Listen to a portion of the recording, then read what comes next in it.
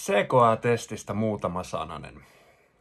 Kyseessähän on siis aika massiivinen testi, sisältää 81 kysymystä, joilla seurataan sitä, miten hyvin me coachit ollaan ymmärretty eettiset ohjeet, ylipäätään se, mitä kyseiseltä coach-tasolta, on se sitten ACC, PCC tai MCC, edellytetään, plus sitten vielä tietysti nämä coachingin ydintaidot. Se testi jakautuu 2 osaan. Ensimmäisessä osassa vastaat 41 kysymykseen ja toisessa 40.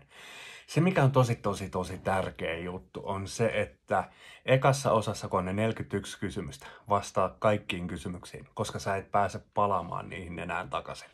Sä voit flagata ne, eli merkitä kysymyksen, jos sä oot epävarma, ja voit palata siihen myöhemmin.